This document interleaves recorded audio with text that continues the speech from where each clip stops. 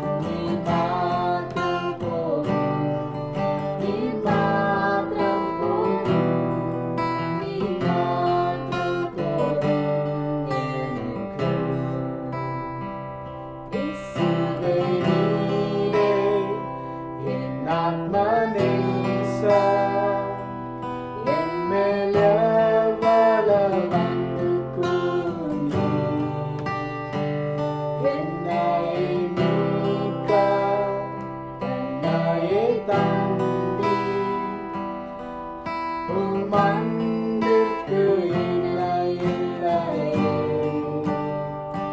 என் வாழ்நாள் முழுதும் உமக்காக வாழ்வேன். நீரே என்றென்றும் போதும். நீர் மாத்திரம் போதும். நீர் மாத்திரம் போதும். நீர் மாத்திரம் போதும் எனக்கு. நீர் மாத்திரம் போதும். நீர் மாத்திரம் போதும். நீர் மாத்திரம் போதும் எனக்கு.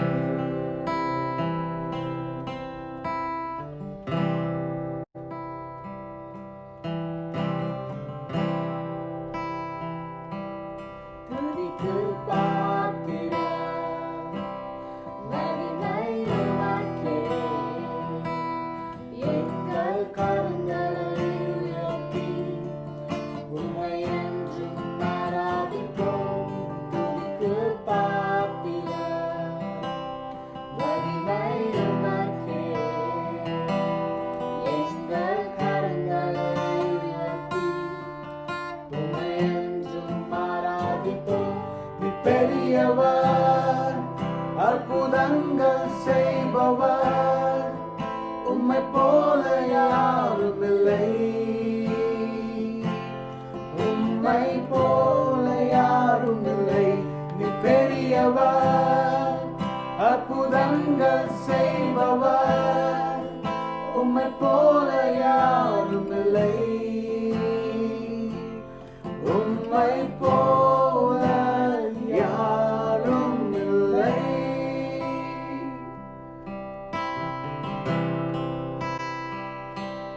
துதிக்கு பாத்திர மகிமை உமக்கே. எங்கள் கரங்களை உயர்த்தி உம்மை என்றும் ஆராதிப்போம். துதிக்கு பாத்திர மகிமை உமக்கே. எங்கள் கரங்களை உயர்த்தி உம்மை என்றும் ஆராதிப்போம். நீ பெரியவர், அற்புதங்கள் செய்பவர், உம்மை போல யாரும் இல்லை. உம்மை போல யாரும் இல்லை. நீ பெரியவர், அற்புதங்கள் செய்பவர், உம்மை போல யாரும் இல்லை. உம்மை போல யாரும் இல்லை. ஜெபிப்போம். என் பரிசுத்தமுள்ள பிதாவே, கர்த்தாவே, இந்த நல்ல காலை வேளைக்காக நான் நன்றி செலுத்துகிறோம். கர்த்தாவே, எங்களுக்கு நீ கொடுத்த இந்த ஒரு ஸ்லாக்கியத்துக்காக நாங்கள் நன்றி செலுத்துகிறோம். ஆண்டவரே, பார்த்து கொண்டிருக்க ஒவ்வொருத்தரோடையும் கூட நாங்கள் சேர்ந்து உண்மை ஆராதிக்கவும் உண்மை துதிக்கவும் அவர்களோடு சேர்ந்து கர்த்தாவே ஆண்டவரை உம்மை நோக்கி பார்க்க இந்த கொடுத்த இந்த தருணத்திற்காக நாங்கள் நன்றி செலுத்துகிறோம். கர்த்தாவே, ஆண்டவரே, நாங்கள் கடந்து வந்த பாதை இந்த ஒரு 4-5 மாதம் கர்த்தாவே ஒரு கடினமான பாதையில் நாங்கள் கடந்து வந்திருந்தாலும் ஆண்டவரே உம்மோடு கூட நெருங்கி ஜீவிக்க நீ கொடுத்த ஒரு தருணத்திற்காக நாங்கள் நன்றி செலுத்துகிறோம். எங்கள் கால்கள் இடராதபடி கர்த்தாவே உங்களுடைய வழிகளிலே கர்த்தாவே எங்களை பாதுகாத்துக் கொள்ளும்படியாக நாங்கள் ஜெபிக்கிறோம். கர்த்தாவே, நீ தீமையான காரியங்களை நன்மையை மாற்றி தருகிற தேவனாக இருக்கிறபடியாக கர்த்தாவுக்கு நாங்கள் நன்றி செலுத்துகிறோம். கர்த்தாவே, ஆண்டவரே, மீதி உள்ள நாட்கள் நீர் ஆசீர்வதிக்கும்படியாக நாங்கள் ஜெபிக்கிறோம். கர்த்தாவே, நீரை பொறுப்பெடுத்துக் கொள்ளுங்க. ஆண்டவரே, எங்கள் ஒவ்வொருத்தையும் கரங்களை பொறுப்பெடுத்துக் கொள்ளுங்க. இயேசுவின் மூலம் ஜெபிக்கிறோம் ஜீவனுள்ள பிதாவே, ஆமென்.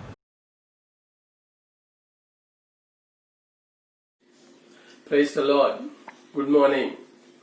உங்களோட இன்றைக்கு இந்த காலை வேளையிலே தேவனுடைய செய்தியை பகிர்ந்து கொள்வதற்கு இந்த உயிர்த்தெழுந்த நாளிலே ஆண்டவர் கொடுத்த மகாபெரிய ஸ்லாக்கியத்துக்காக நன்றி செலுத்துகிறேன். ஜூலை மாசத்தில் இந்த கடைசி வாரத்துக்குள்ள நாம் வந்திருக்கிறோம். 7 மாதங்கள் ஆண்டவர் நம்மளோட கூட இருந்தார்.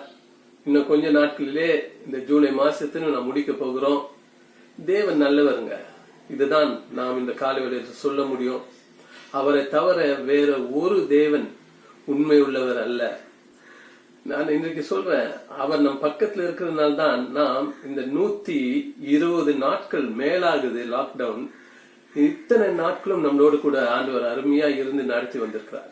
நமக்கு இன்னமும் ஜீவனை கொடுத்து வைத்திருக்கிறார். அதற்காக தேவனுக்கு நன்றியோட இன்றைக்கு துதிக்கிற ஜனங்களாய் நாம் இருக்க வேண்டும்.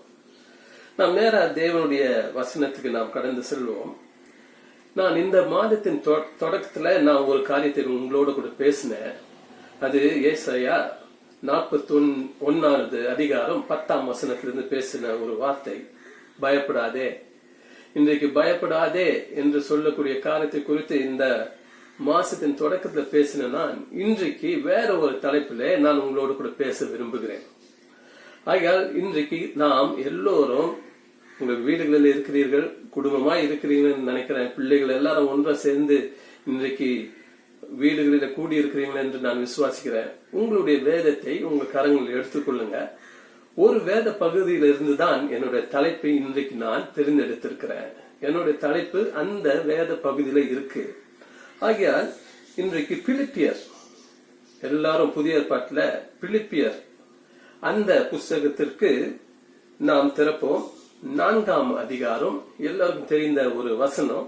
4ஆம் அதிகாரம், அதுல பாருங்க 6ஆம் 7ஆம் வசனத்தை தான் நாம் தியானிக்க போகிறோம். இந்த 6ஆம் வசனத்துல சொல்லப்பட்ட ஒரு வார்த்தையை வைத்துதான் இன்றைக்கு தலைப்பாய் வைத்து நான் உங்களோடு கூட பேச விரும்புகிறேன். அது இப்படியாய் ஆரம்பிக்குது, நீங்கள் ஒன்றுக்கும் கவலைப்படாமல் என்று ஆரம்பிக்குது. Do not be anxious. ஆங்கிலத்துல anxious. Do not be anxious. தமிழில் எப்படி இருக்குன்னா, நீங்கள் ஒன்றை குறித்தும் கவலைப்படாமல், எதை குறித்தும் கவலைப்படாமல். ஆகையால் இன்றைக்கு என்னுடைய தலைப்பு அதுதான், கவலைப்படாமல். நான் 1ஆம் தேதி பேசின காரியம் ஜூலை மாசம் என்னன்னா, நீங்க பயப்படாதீர்கள். இன்றைக்கு என்ன தலைப்புல பேசுறேன்னா, கவலைப்படாமல். இன்றைக்கு கவலை தான் ஒரு பெரிய ஒரு பிரச்சனையா இருக்கு நமக்கு.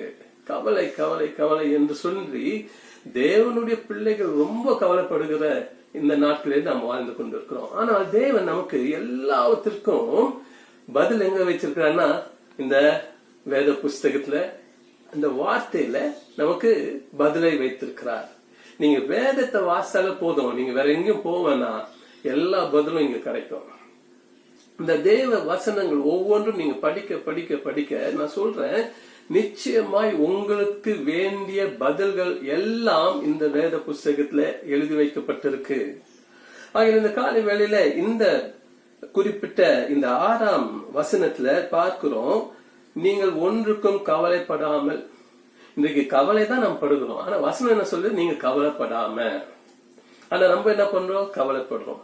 ஒரு சின்ன தலைவலி வந்துச்சுன்னு வச்சுங்களேன், இல்லாட்டி ஒரு சின்ன ஒரு வயிற்றுல ஒரு வலி வந்துச்சுன்னு வச்சுங்க, உடனே நம்ம என்ன நினைக்கிறோம், இது என்ன காரணம், எதனால இது வந்துச்சு, எப்படி வந்துச்சு, ஒருவேளை அதுவா இருக்குமா, ஒருவேளை இதுவா இருக்குமா, இல்லாட்டி இதுதான் காரணமா, ஓ எனக்கு பயமா இருக்கேன்னு சொல்லி பயத்தையும் கவலையையும் நாம் உருவாக்கி கொள்கிறோம்.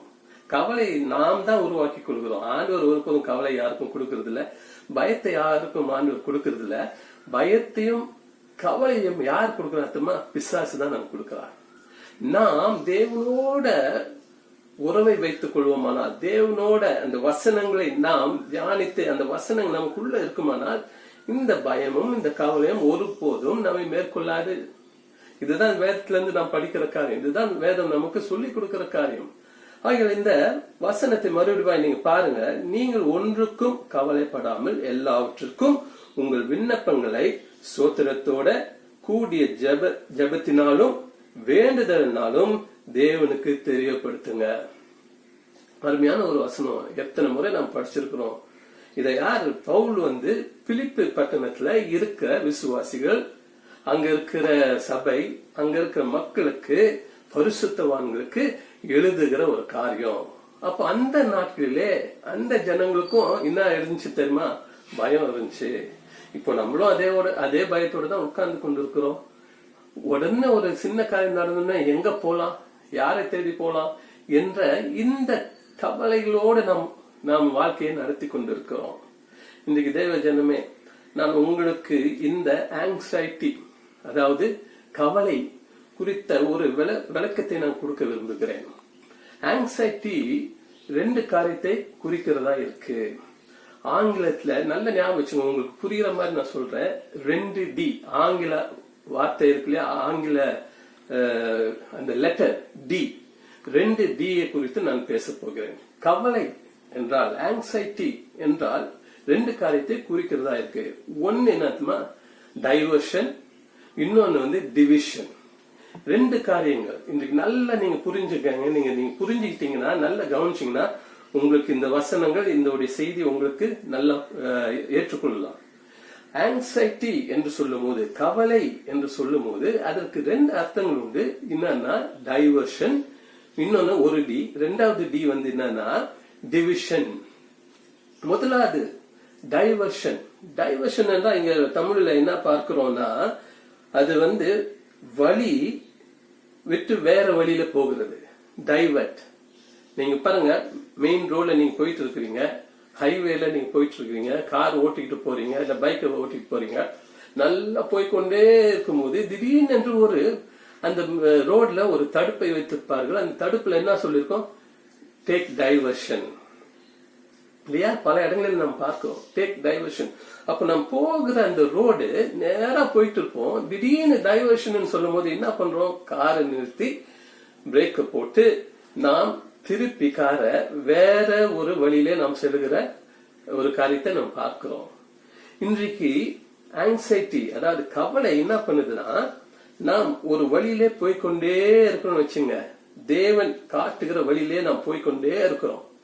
அது போக போக போக திடீர்னு இந்த கவலை, ஆங்ஸைட்டி வந்துடுச்சுன்னா என்ன ஆகுது தெரியுமா? இந்த ரோடை விட்டு விட்டு வேற ஒரு திசையில திரும்பி போகக்கூடிய ஒரு காரியமா அது மாறி விடுகிறது. கவலை அதான் பண்ணுது. உங்களுக்குள்ள ஒரு கவலை வந்துச்சுன்னா, இத்தனை நாள் ஓடின ஓட்டம் என்ன ஆயிடுதுன்னா வேற டைரக்ஷன்ல அது மாத்தி விடுகிறது. இது யார் செய்யறா தெரியுமா? பிசாசானவன் செய்கிறான். ஏன் அவன் செய்யறான்? தேவனோட கூட ஓடக்கூடாது, நேராக தேவன் காட்டுகிற வழியிலே நாம் போகக்கூடாது என்ற ஒரே ஒரு நோக்கம் தான் அவன் வைத்திருக்கிறான். ஆகையால் தான் அவன் என்ன பண்றான்? டைவர்ட் பண்ணி விடுறான். திசையை என்ன பண்றான்? திருப்பி விட்டுறான். நீங்க போக வேண்டிய வழியிலிருந்து அவன் தேவனோடு கூட போக வேண்டிய நீங்க என்ன ஆகுது? கவலை நிமித்தமாய் வேற வழிக்குள்ள போய் மாட்டிக்கொள்கிறீங்க, சிக்கிக் கொள்கிறீர்கள். இன்றைக்கு அது நிமித்தமாய் பல விதமான பிரச்சனையும் சோதனைகளையும் வருத்தத்தையும் நாம் சந்தித்துக் கொண்டிருக்கிறோம். இது பிசாசி தான் செய்யறாங்க நமக்கு. நீங்க ஜாக்கிரதையா இருக்கணும். இன்றைக்கு தேவ பிள்ளைகளா இருக்கிற நாம் நல்லா தெரிஞ்சுக்குங்க, பிசாசானவன் நம்ம எப்போ தேவனுடைய வழியை விட்டு இவன் வெளியே வருவான், திரும்புவான் என்று அவன் பலவிதமான என்ன பண்றான்? சதிகளை பண்ணி கொண்டிருக்கிறான். அவன் எப்படியாவது உங்களை அந்த வழியிலிருந்து வெளியே கொண்டு வரணும், டைவர்ட் பண்ணிடணும், திசை மாத்தணும். அதுதான் எப்படி அது வருதுன்னா, கவலை நிமித்தமாய் திடீர்னு ஒரு கவலையை கொண்டு உங்களுக்கு போட்டுடலாம். அடுத்தது சொன்ன பாருங்க, நானு என்னன்னா டிவிஷன், டைவர்ஷன் அண்ட் டிவிஷன். ரெண்டாவது டி. டிவிஷன் என்றால், நான் இதுல மேத்ஸ்ல நம்ம பாக்குறோம்ல, அடிஷன், சப்ட்ராக்ஷன், டிவிஷன். அந்த டிவிஷன் என்ன சொல்ல, டிவிஷன் என்றால் பிரிக்கிற காரியம், டிவைட் பண்ற காரியம். கவலை வரும்போது உங்க திசையை மாத்திரம் பிசாசு மாத்துறது இல்ல, கவலை வரும்போது என்ன பண்றான் தெரியுமா? உங்க உறவை அவன் பிரித்து விடுகிறான். தேவனோடு கூட இருக்கிற அந்த உறவு துண்டிக்கப்படுகிறது. அது பிசாசு தான் செய்யறான். நல்லா நம்ம போறோம், நல்ல தேவனுடைய வழிகளில சென்று கொண்டு இருக்கிறோம், நல்ல சந்தோஷமா இருக்கிறோம். அதே போல தேவனோடு ஐக்கியமா நாம் வாழ்ந்து கொண்டு இருக்கிறோம், நல்ல உறவை வைத்துக் கொண்டிருக்கிறோம். ஆனா அவனுக்கு என்ன பண்றது இல்ல, அது பிடிக்காது. இன்றைக்கு அது பிடிக்காத நிமித்தமாய் அவன் என்ன பண்றான்? நம்மை திசையை திருப்புகிறான். ரெண்டாவது, தேவனிடத்திலிருந்து நம்மை பிரிக்கிறான். பிரித்து நமக்கும் தேவனுக்கும் இருக்கிற உறவை அவன் துண்டிக்கிறவனாய் இருக்கிறான். இன்றைக்கு அந்த காரியத்தை நாம் ஒருபோதும் நாம் அனுமதிக்க கூடாது. தேவனுடைய ஜனமே, இன்றைக்கு நான் உங்களுக்கு சொல்ல, இந்த காலை வேளையில இந்த உயிர் தந்ததுனால உங்களுக்கு சொல்லுகிற காரியம் என்ன தெரியுமா? ஆங்ஸைட்டி, கவலை ரெண்டு காரியத்தை உருவாக்குகிறது. ஒன்னு டைவர்ஷன், இன்னொன்னு டிவிஷன். தேவனை விட்டு பிரிய செய்கிறது, உங்க வழிகளை விட்டு அது வேற திசையை குறித்து திருப்புகிற ஒரு காரியமா இருக்கு. இதுதான் பிசாசு செய்யலாம். நம்ம சங்கீதத்துல 133 சங்கீதம் 1 வசனத்துல படிக்கிறோம் இல்லையா? தமிழ்ல எப்படி இருக்கு? இதோ சகோதரர்கள் ஒருமித்து வாசம் பண்ணுகிறது எத்தனை நன்மையும் எத்தனை இன்பமா இருக்கு. அப்போ ஒரு மனதோடு இருக்கும்போது, எல்லா சகோதரர்கள் ஒரு மனத்தோடு இருக்கும்போது, தேவனோடையும் ஒரு மனதோடு இருக்கும்போது அங்க என்ன கிடைக்குது? 2 காரியம் சொல்லுது. நமக்கு அது நன்மையை கொடுக்கிறது, 2வது இன்பமா இருக்கிறது. இதுதான் பிசாசு பிடிக்கிறது இல்ல. அதுதான் என்ன பண்றான், திடீர்னு என்று ஒரு கவலையை கொண்டு வந்து வைத்து நீங்க ஓடுகிற ஓட்டத்துல இருந்து அவன் உங்களை பின்மாற வைக்கிறான். 2வது, நீங்க தேவனோட கூட மற்றவர்களோட கூட இருக்கிற உறவை அவன் பிரித்து உங்களை தனிமைப்படுத்துகிறான். இன்னைக்கு கவலை என்ன பண்ணுமா, கிறிஸ்தவர்களை, தேவ பிள்ளைகளை, தேவனை அறிந்தவர்கள், அவர்கள் எல்லாம் கவலை நிமித்தமாய் தனிமைப்படுத்தப்படுகிறார்கள். ஐக்கியத்திலிருந்து தனிமையா போயிடுறாங்க, ஐக்கியம் இல்லாம போயிடுறாங்க. இந்த ஐக்கியம் இல்லாதனால என்ன ஆகுது, அவங்களுக்குள்ள கவலை ஒரு மூளைக்கு தள்ளப்படுகிறார்கள். இன்றைக்கு அந்த கவலை நிமித்தமாக தான் இன்றைக்கு பல வாலிப பிள்ளைகள், பெரியவர்கள், சிறியவர்கள் எல்லாரும் பாருங்க என்ன பண்றாங்கன்னா தற்கொலைக்கு முயற்சி செய்கிறார்கள். இன்றைக்கு பல விதமான செய்திகள் வருது, வாலிப பிள்ளைகள் தற்கொலை செய்யறாங்க. ஏன் சொல்லுங்க? ஐக்கியம் இல்ல. தேவனோட ஓடுகிற ஓட்டத்துல விட்டு அவர்கள் பிரிந்து போயிடுறாங்க, வெளியே வந்துடுறாங்க, மற்றவர்களோடு கூட இருக்கிற ஐக்கியத்தை விட்டு பிரிகிறாங்க. அப்போ அவங்க தனிமைப்படுத்தப்பட்டதுனால என்ன ஆகுதுன்னா, ஏதாவது ஒரு காரியம் அவங்களை தனிமைப்படுத்தி ஒரு மூளைக்கு தள்ளி கொண்டு போகிறதுனால அவர்கள் தற்கொலை, தங்களுடைய ஜீவனையே, தங்கள் உயிரை என்ன பண்றாங்க, முடிப்பதற்கு எல்லாம் முயற்சி செய்யறாங்க.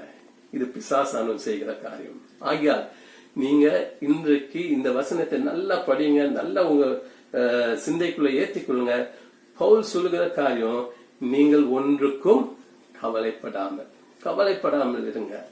ஆகியால் அந்த பிலிப்பியர்ல 4ஆம் அதிகாரத்துல அந்த 1ஆம் வசனத்துல பாத்தீங்கன்னா ஒரு காரியம் சொல்றாரு, நல்லா stand firm in the Lord. அதாவது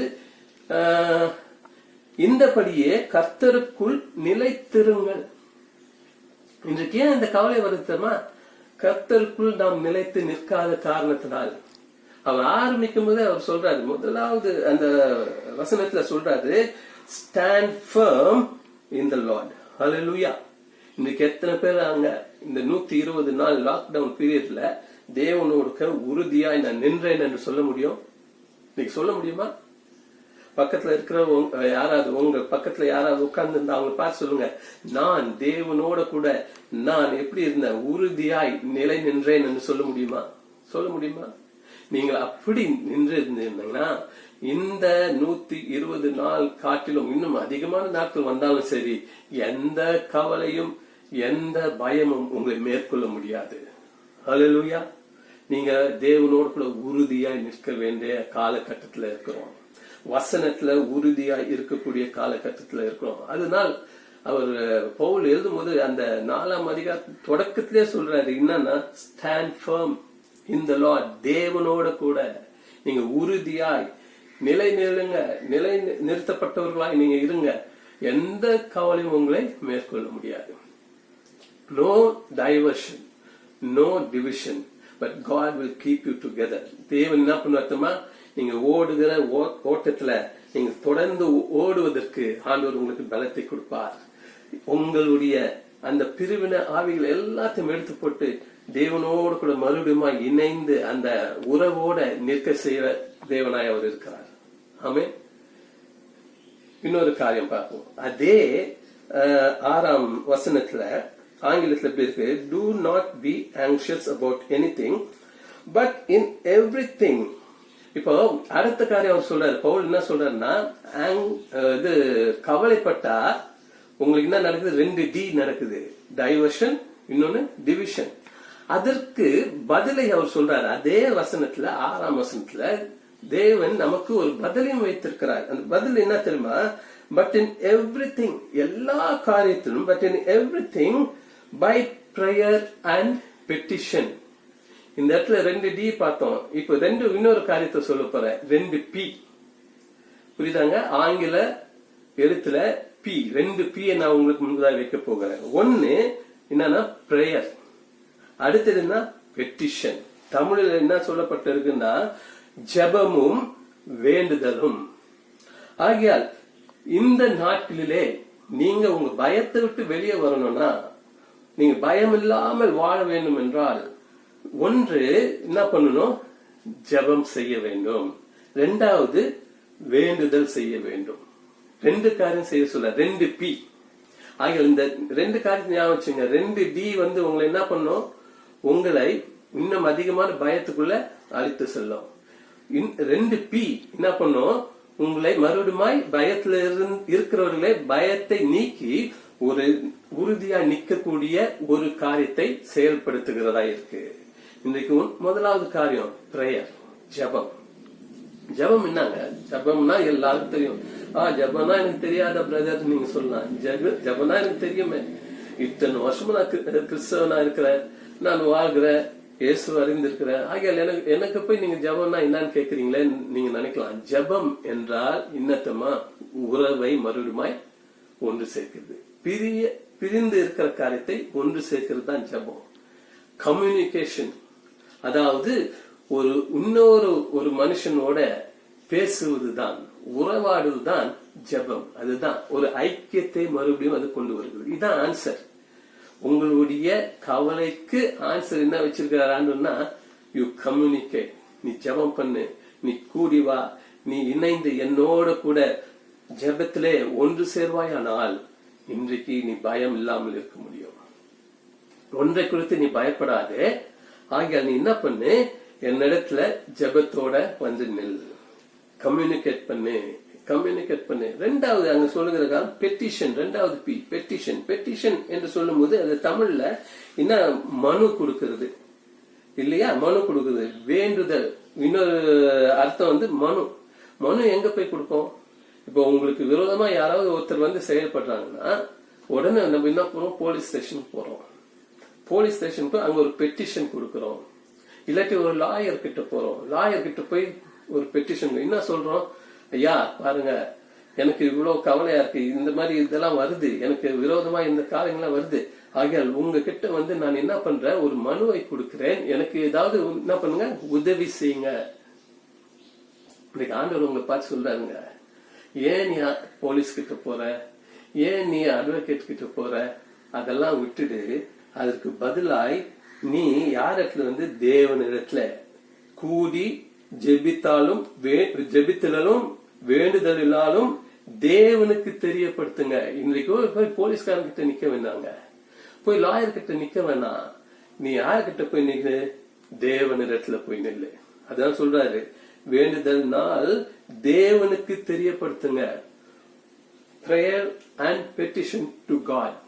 இன்றைக்கு ஏன் ஆண்டவர்கிட்ட போய் உங்களுடைய ஜெபத்தையும் உங்க வேண்டுதலையும் வைக்க சொல்றாரு தெரியுமா பவுல்? ஏன்னா அவரை காட்டிலும் பெரியவர் இந்த உலகத்துல யாருமே கிடையாது. தேவனை காட்டிலும் பெரியவர் யாரும் இல்ல. அவர் வானத்துல இருக்கிறார் இல்லையா, அது அவருடைய சிங்காசனம். பூமி இருக்குதா பாதப்படி, அது அவர் வைத்திருக்கிற பாதப்படி பூமி. ஆகியால் எல்லாம் அவருக்கு சொந்தமானது. வானமும் பூமியும் அவருக்கு சொந்தமானது. அவரை காட்டிலும் வல்லமுள்ள தேவன் வேற யாரும் கிடையாது. அற்புதத்தை செய்கிற தேவன் யாரும் இல்ல. ஒரு மனுஷன் கிட்ட போனா ஒருவரை கைவிட்டுலாம். ஒரு மனுஷன் கிட்ட போய் நீங்க நின்னீங்கன்னா மனுஷன் முடியாது என்று சொல்லலாம். ஆனால் தேவன் ஒருபோதும் அந்த மாதிரி செய்ய மாட்டார். ஏன்னா அவர் சொல்றாரு, எதை குறித்து நீ கவலைப்படாத, என்னோட கூட வா.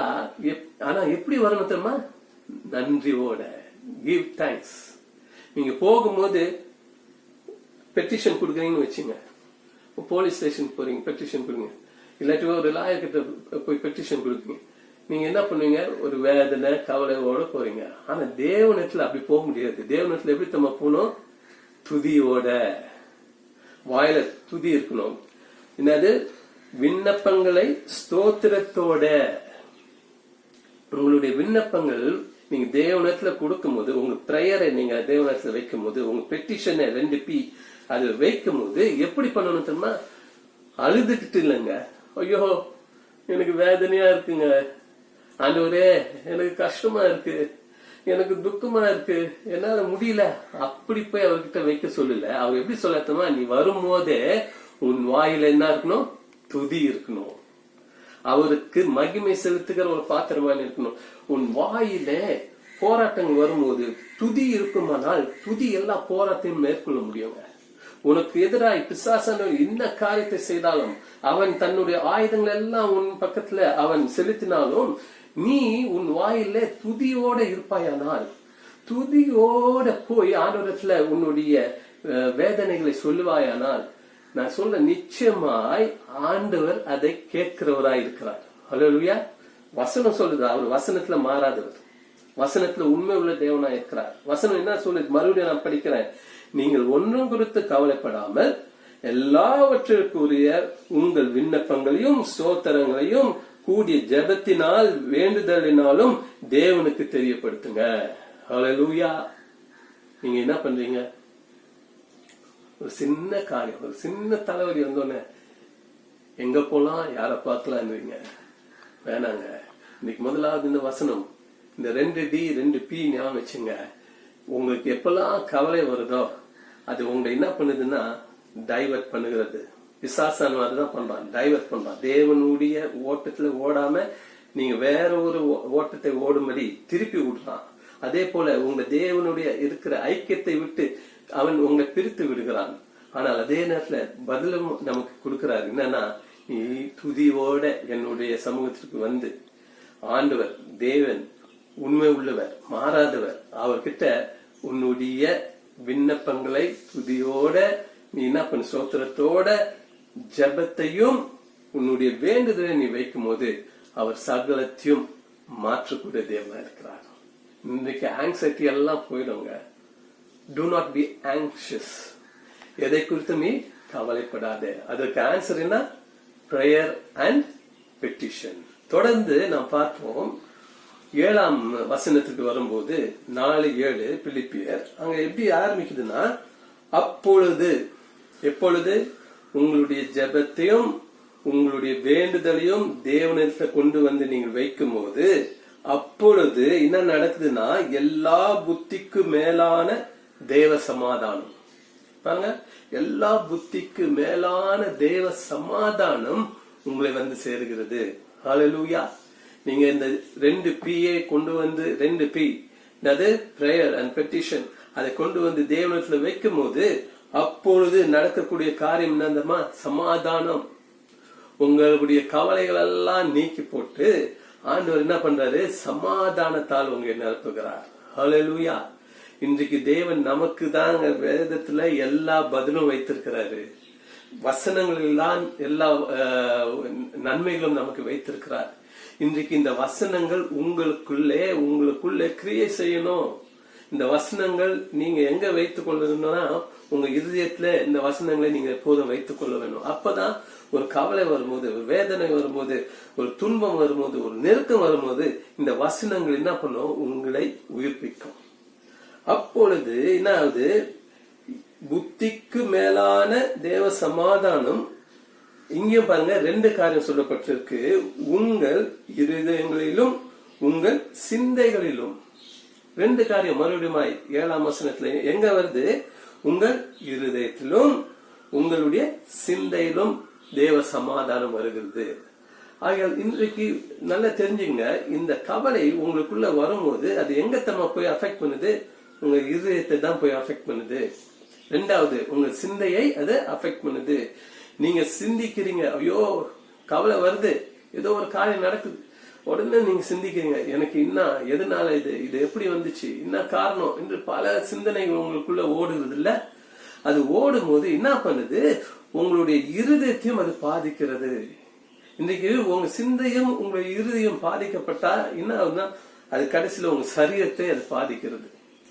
இன்றைக்கு சமாதானம் இல்லாத ஒரு சூழ்நிலை என்ன பண்ணுது, உங்க சரீரத்தை அது என்ன பண்ணு பாதித்து உங்க சரீரத்துக்கு வேதனை கொடுக்கக்கூடிய ஒரு காரியம் மாறி வருது. உங்க பாருங்க, திடீரென்று உங்களுடைய இறுதிய துடிப்பு இருக்கு இல்லையா, தாசி ஆயிடும். ஏன்? கவலைனால. அப்போ தாசி ஆச்சுன்னா என்ன ஆயிடுது, பிபி தாசி ஆயிடுது, சுகர் லெவல் தாசி ஆயிடுது, எல்லாம் தாசி ஆயிடுது. இது எல்லாம் செயின் ரியாக்ஷன். இன்னைக்கு இந்த சரீரம் இருக்கு பாருங்க, நீங்க இங்க சிந்தையில என்ன உங்களுக்கு வந்து சேருதோ அது உடனே உங்களுக்கு இருதயத்தை அது பாதித்து உங்க சரீரத்தை அது பாதிக்கக்கூடிய ஒரு காரியமா ஆகுது. கடைசியில உங்க சரீரம் என்ன ஆகுது, பலவீனம் அடைகிறது. இந்த கவலையை ஆண்டவர் சொல்றாரு, நீங்க விட்டுடுங்க. எப்படி விட முடியும்? ஜெபத்தின் மூலமாலும் வேண்டுதல். யாருக்கிட்ட? தேவனிடத்துல. அப்பொழுது ஒரு பெரிய தேவ சமாதானம் எங்க வந்து சேரும்? இருதயத்துல சேரும், உங்க சிந்தையில சேரும். இந்த சரீரம் எடுத்துங்களேன். இந்த சரீரத்தை பார்க்கும்போது இன்றைக்கு பல கிறிஸ்தவர்கள் சரீரத்தை வந்து சரியான விதத்துல என்ன பண்ண முடியல, பராமரிக்க முடியல. அவங்களுக்கு அடிக்கடி வேதனை வருது, சரீரத்துல பலவீனங்கள் வருது, சுகவீனங்கள் வருது. ஏன் காரணம்? ஒண்ணு, இந்த கவலைகள் எல்லாம் இங்க போகுது. இந்த கவலை போய் இந்த இருதயத்துக்கு போய் இருதயனுடைய துடிப்பு வேற மாதிரி மாறி இந்த சரீரத்தை என்ன பண்ணுது? பலவீனமாய் மாற்றி விடுகிறது.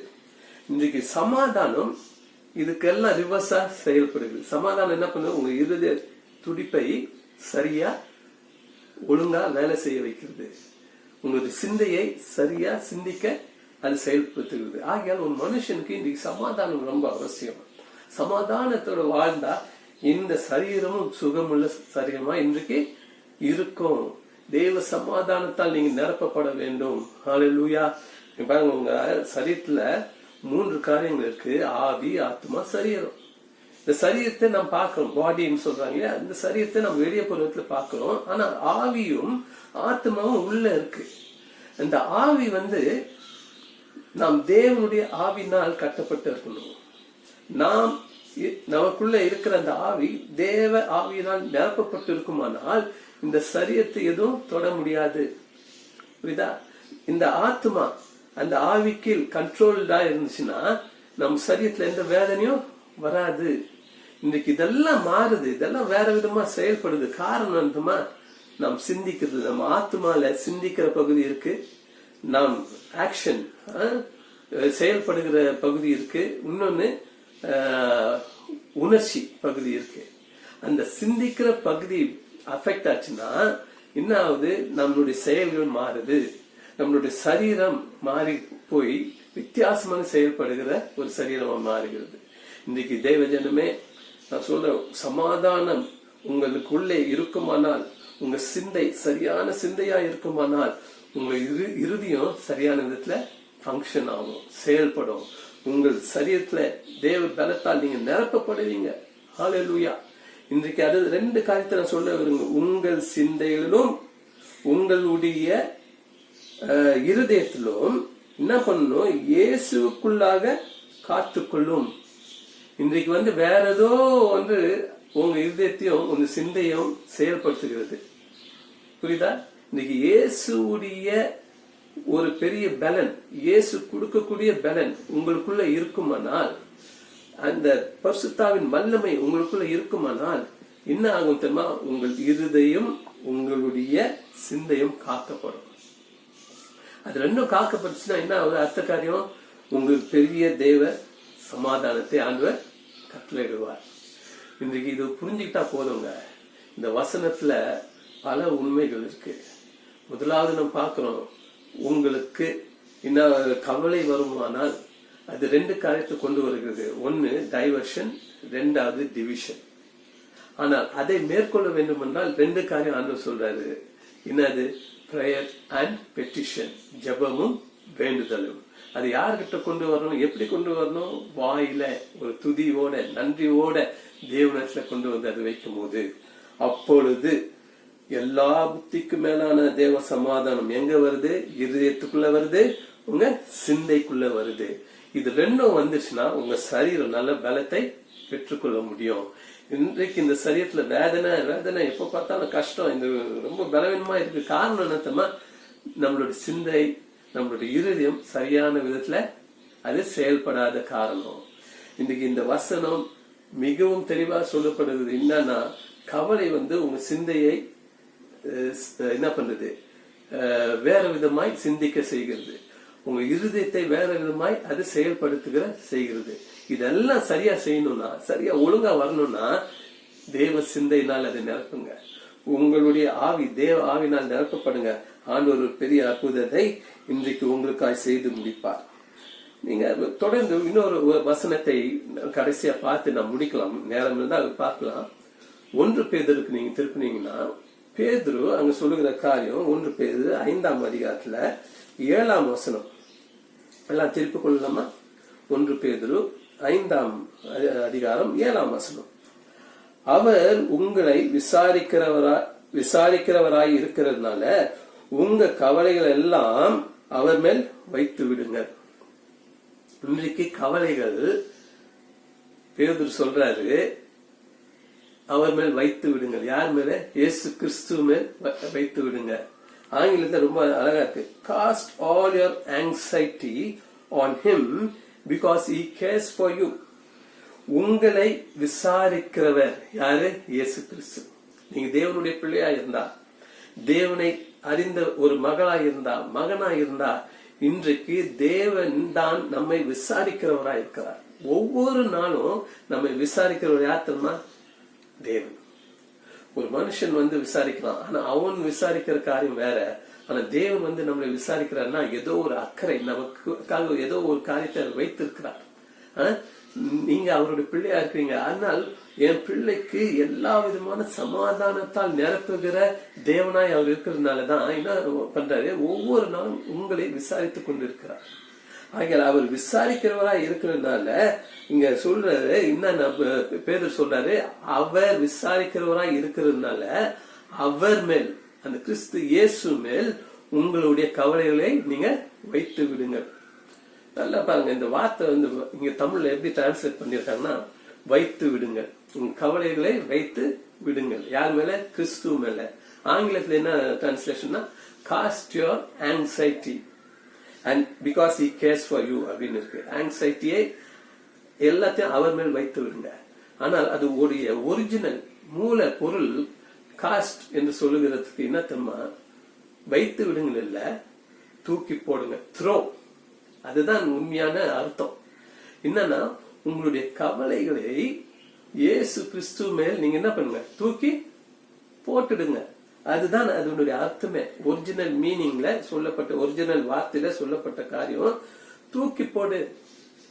நீ இன்னும் என்ன பண்ணாத, அப்படியே பற்றி கொண்டு உன் கைக்குள்ளே நீ வச்சுக்காத. அதை எடுத்து நீ தூக்கி போடும் போது எங்க தூக்கி போடுற?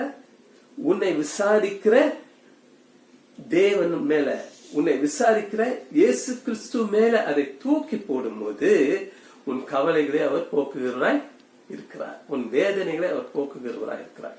இன்னைக்கு பாருங்க, ஒருத்தன் பாஸ்கெட் பால் பிளேயர்னு வச்சுங்க, அவன் பந்தை வைத்து தட்டி கொண்டே போறான். அவன் கையில வைத்துக் கொண்டு போகும்போது, முன்னேறி போகும்போது அவன் என்ன பண்ணணும்? அந்த பந்தை தூக்கி அந்த பாஸ்கெட்ல கூடையில போடணும். அந்த கூடையில போட்டாதான் அவன் டீம் என்ன பண்ணும்? வெற்றி அடையும், பாயிண்ட் கிடைக்கும். இன்றைக்கு அவன் அப்படியே தட்டி கொண்டு போயிட்டு கூடைக்கு முன்னால வைத்துக்கொண்டு கையிலே வச்சிட்டு இருந்தானா என்ன பண்ணும்? ஒன்றுமே நடக்காது. அவன் டீமுக்கு வெற்றி வராது, பாயிண்ட் கிடைக்காது. அந்த பால என்ன பண்ணணும்? பந்த அவன் தூக்கி எறியணும். எங்க எறியணும்? அந்த கூடைக்குள்ள அவன் எரிஞ்சாதான் பாயிண்ட், அப்பதான் வெற்றி. இன்னைக்கு பலர் என்ன பண்ணணும் தெரியுமா? நம்மளுடைய கவலைகளை நம்ம கைக்குள்ளேயே வச்சுக்கிட்டு தூக்கி போடாம அப்படியே வச்சிட்டு இருக்கிறோம். இன்னும் கவலை, இன்னும் கவலை, இன்னும் கவலை, இன்னும் அதிகமா கவலை. இன்றைக்கு தேவ ஜனங்களே, என் அருமையான சகோதரன் சகோதரியே, என் சபையே கேளுங்க. இன்றைக்கு உன்கிட்ட இருக்கிற கவலைகள் உன்னுடைய இருதயத்தை பாதிக்கிறது, உன் சிந்தையை பாதிக்கிறது. ஆனால் அந்த கவலையை நீ ஆண்டவர் மேல் தூக்கி போடும் போது, இயேசு கிறிஸ்து மேல் தூக்கி எறியும் போது, அந்த கவலை மாறி உனக்கு என்ன பண்றாரு? புத்தி கெட்டாத ஒரு சமாதானத்தை அவர் கட்டளையிடுகிற தேவனா இருக்கிறார்.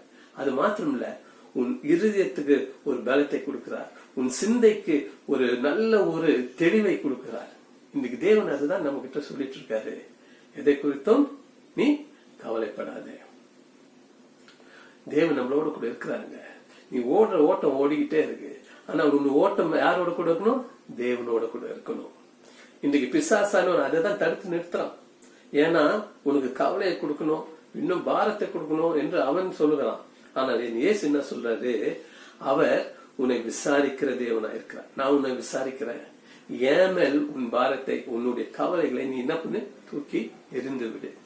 இன்னைக்கு நீங்க உங்க கையில வைத்துக் கொண்டோ அதை நீங்க சுமந்து கொண்டு போனா ஒருபோதும் உங்களுக்கு விடுதலை கிடைக்காது, ஒருபோதும் உங்களுக்கு சமாதானம் கிடைக்காது. இயேசு மேல எல்லாத்தையும் தூக்கி போடுங்க. இந்த த்ரோ என்று சொல்லுகிற காரியம் தான் இன்னொரு இடத்துல பாக்குறோம். எங்க இருக்குமா? மத்தேயுல நீங்க பாத்தீங்கன்னா இயேசு கிறிஸ்து எருசலேமுக்குள்ள அவர் நுழைந்து வருகிறார். அப்ப வருவதற்கு முன்பதாக எருசலேமுக்குள்ள வருவதற்கு முன்பு அவர் சொல்றாரு, அவர் சீஷரை பார்த்து, நீ போய் ஒரு கழுதைய நீங்க எடுத்துட்டு வாங்க. உங்களுக்கு தெரியும், அந்த மத்தேயு 21ஆம் அதிகாரத்துல சொல்லப்பட்டிருக்கு, ஒரு கழுதையை நீங்க எடுத்துட்டு கொண்டு வாங்க. அப்போ அவர் போய் ஒரு கழுதையை எடுத்து வராங்க. அந்த கழுதை மேல இவர் அமர்ந்து எருசலேமுக்குள்ள வராரு. அப்போ அங்க இருந்த ஜனங்கள், அங்க இருந்தவர்கள், அங்க பாருங்க என்ன சொல்லப்பட்டிருக்குன்னா, தங்களுடைய வஸ்திரத்தை கழற்றி அந்த கழுதை மேல் வைத்தார்கள் என்று இருக்கும். வைத்தார்கள். ஆனா அது ஆக்சுவல் வேர்டு என்ன தெரியுமா? த்ரோயிங். அந்த கழுதை மேல் அவர் வஸ்திரத்தை கழற்றி தூக்கி போட்டார்கள். அதே வார்த்தை தான் இங்க சொல்லப்பட்டிருக்கு. அந்த பேதுரு உபயோகிக்கிற காஸ்ட், கர்த்தர் மேல் உன் கவலைகளை நீ என்ன பண்ணு, வைத்து விடுன்னு சொல்லல. அது ஆக்சுவல் அர்த்தம், அது டிரான்ஸ்லேஷன் தான், தூக்கி போட்டுடு. அந்த கழுதை மேல் அவர்கள் எப்படி தங்களுடைய வஸ்திரங்களை தூக்கி போட்டார்களோ அதே போல இன்றைக்கு உன் கவலையை இயேசு மேல் நீ தூக்கி போடு. அவர் உனக்காய் யாவத்தையும் அற்புதமாய் செய்து முடிக்கிற தேவனாயிருக்கிறார், விசாரிக்கிற தேவனாயிருக்கிறார்.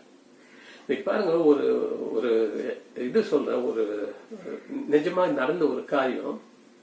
ஒரு கிராமத்துல ஒரு மனுஷன், ஒரு விவசாயி என்ன பண்ணா, அவனுக்கு ஒரு சின்ன இடம், சின்ன நிலம். அந்த நிலத்துல போய் கொஞ்சம் உருளைக்கிழங்கை விதைச்சான். அது காலம் ஆகி அதை அறுவடை செய்கிற நேரம் வந்த போது அந்த நிலத்திற்கு போய், அந்த இடத்திற்கு போய் அறுவடை செய்தான். நல்ல ஒரு விளைச்சல் வந்தது.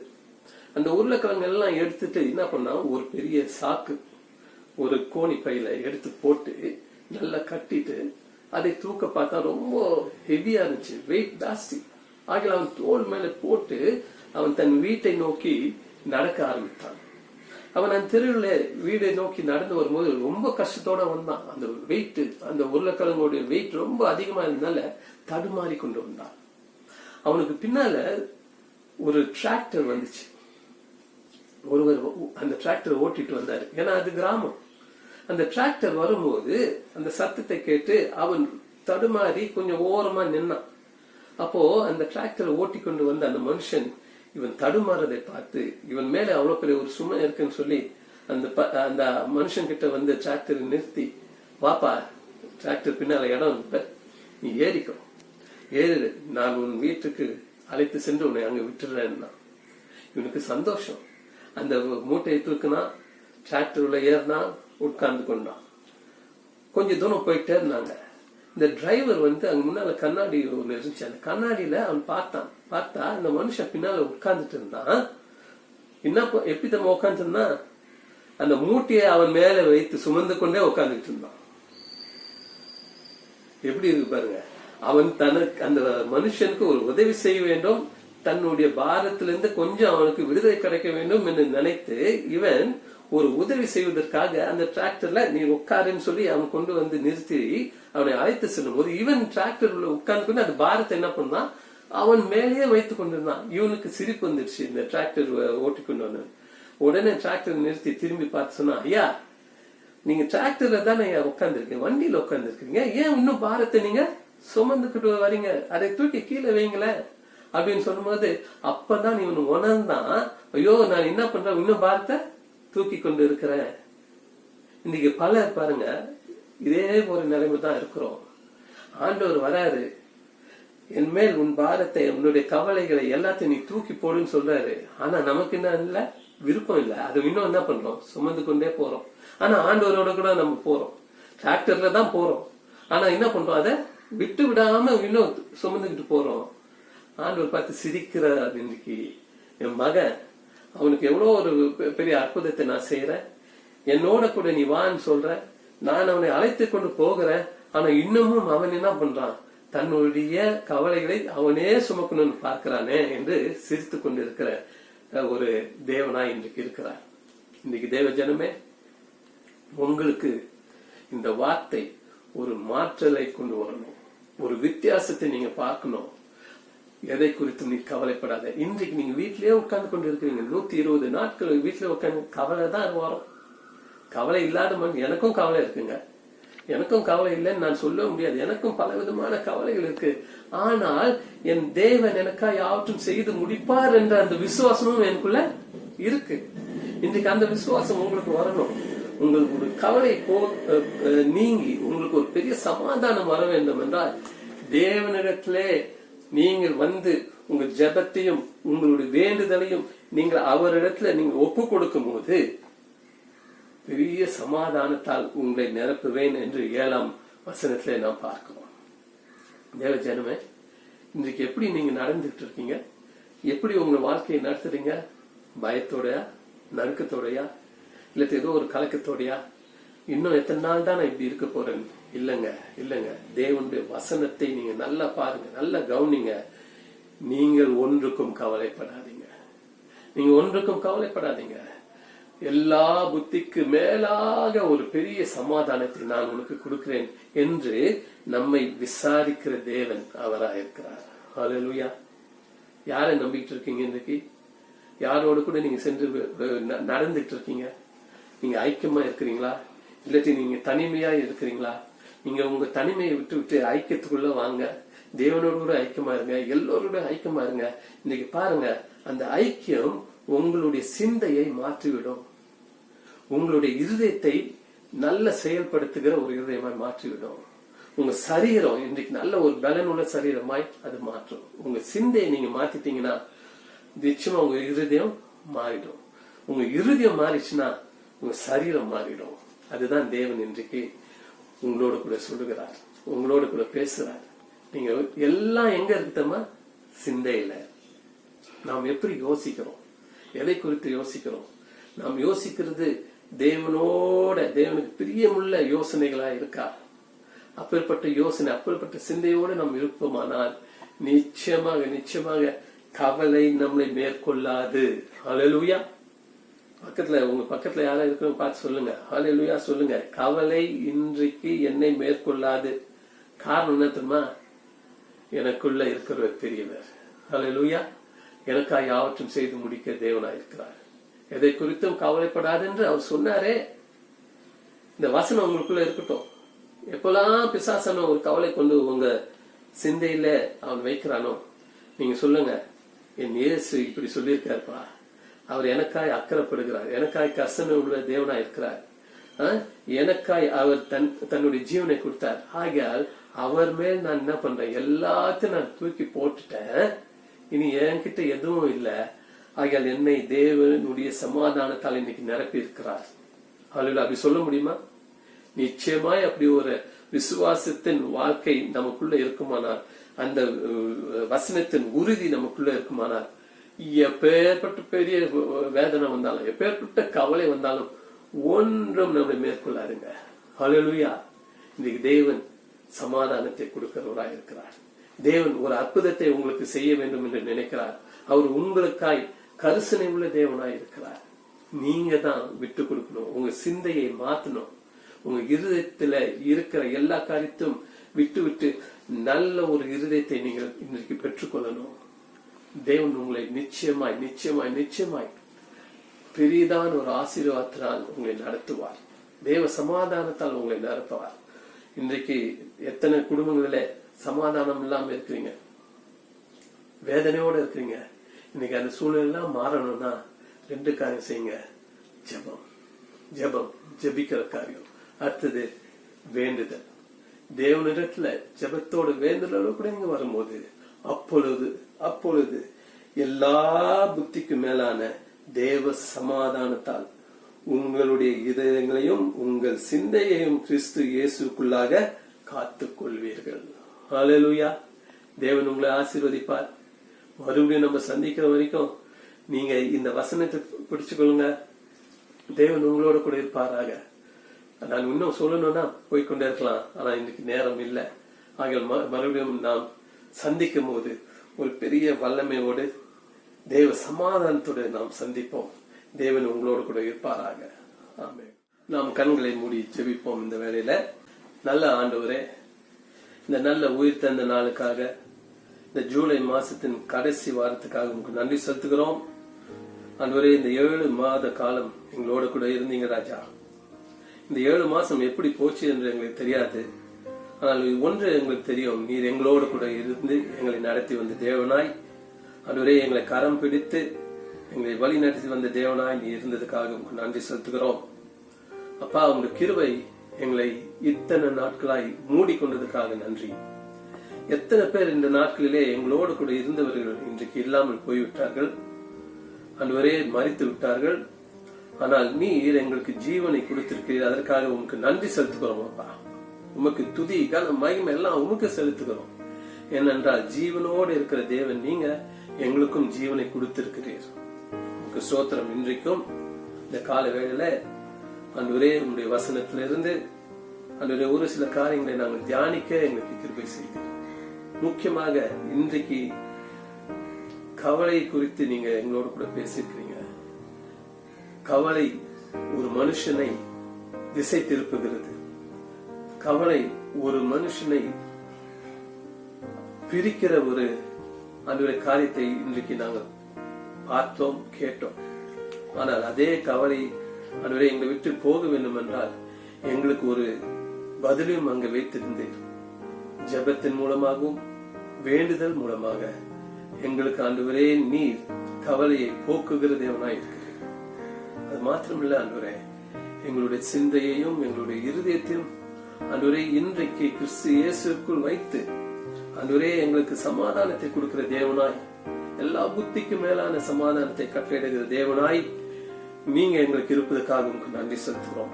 இனி ஆண்டவரே யாரெல்லாம் இன்றைக்கு ஆண்டவரே கவலையோடு இருக்கிறார்களோ, வருத்தத்தோடு இருக்கிறார்களோ, ஆண்டவரே அவர்களுக்கு ஒரு சமாதானத்தை கட்டளையிடுமா நாங்கள் ஜெபிக்கிறோம். எங்க சபை மக்கள் ஆண்டவரே உங்களுடைய சமாதானத்தோடு வாழ கிருபை செய்யுங்க. இந்த வசனங்களை அவர் பிடித்துக் கொள்ள கிருபை செய்யுங்க. இந்த வசனங்கள் அவர் சிந்தைக்குள்ள போய் அவர் இருதயத்துக்குள்ள அது போய் சேர வேண்டுமாய் நாங்கள் ஜெபிக்கிறோம். அப்பா, நீங்க எங்களை ஒருபோதும் கைவிடுகிற தேவன் அல்ல, எங்களை விசாரிக்கிற தேவனாய் நீங்க இருக்கிறீங்க. ஆகியால் உங்களுடைய கரங்களிலே, அந்த காயப்பட்ட கரங்களிலே நாங்கள் ஆண்டவரே அப்படியாய் மறைக்கப்பட்டு ஆண்டவரே உங்களுடைய இரத்த கோட்டைகள் நாங்கள் மூடப்பட்டு நாங்கள் பாதுகாப்பா இருக்க எங்களுக்கு கிருபை செய்யுமா நாங்கள் ஜெபிக்கிறோம். ஆண்டவரே வயதானவர்கள், சிறியவர்கள், பெரியவர்கள் ஒவ்வொருவரையும் ஆண்டவரே இந்த நேரத்துல உங்களுடைய கரங்கள் வைக்கிறோம். எங்களுடைய சபை மக்களும் கருத்தை ஒப்புக் கொடுக்கிறோம். தேவ சமாதானம் மாற்றமல்ல, அவருடைய தேவைகள் ஒவ்வொன்றும் சந்திக்கப்பட கிருபை செய்கிறாங்க. அவளுக்கு என்னென்ன தேவைகள் இருக்கோ அந்த தேவைகள் எல்லாம் சந்திக்கப்பட ஆண்டவரே நீ கிருபை பாராட்டுங்க, கிருபை பாராட்டுங்க. ஒவ்வொரு ஆண்டவரே எங்க ஆண்டவரே சபையின் குடும்பத்தோட ஆண்டவரே நீர் இருந்து அவர் தேவைகள் ஒவ்வொன்றும் நீர் ஆண்டவரே கட்டளையிட வேண்டுமா நாங்கள் சொல்லிக்கிறோம். உன் கரங்களிலே ஒப்பு கொடுக்கிறோம். இயேசு கேட்கிறோம் பிதாவே. ஆமென், ஆமென், ஆமென். நம்ம எல்லோரும் சேர்ந்து சொல்லுவோம். என் ஆத்துமாவே கர்த்தரை ஸ்தோத்திரி, என் முழு உலகமே அவர் பரிசுத்த நாமத்தை ஸ்தோத்திரி. என் ஆத்துமாவே கர்த்தரை ஸ்தோத்திரி, கர்த்தர் செய்த சகல உபகாரங்களும் மறவாதே. நம்முடைய இயேசு கிறிஸ்துவின் கிருபையும் பிதாவாகிய தேவனுடைய அன்பும் பரிசுத்த ஆவியானவருடைய அன்பினுடைய ஐக்கியமும் நம்மோட நம்ம குடும்பத்தோடு அவர் வரும் மட்டும் இருப்பதாக. ஹல்லேலூயா. ஆமென், ஆமென். God bless you. சமாதானமாயிருங்க. கவலை எல்லாம் அவர் மேல தூக்கி போட்டுருங்க. ஆண்டவர் உங்களுக்காய் பெரிய காரியத்தை செய்வார். ஆமென், ஆமென்.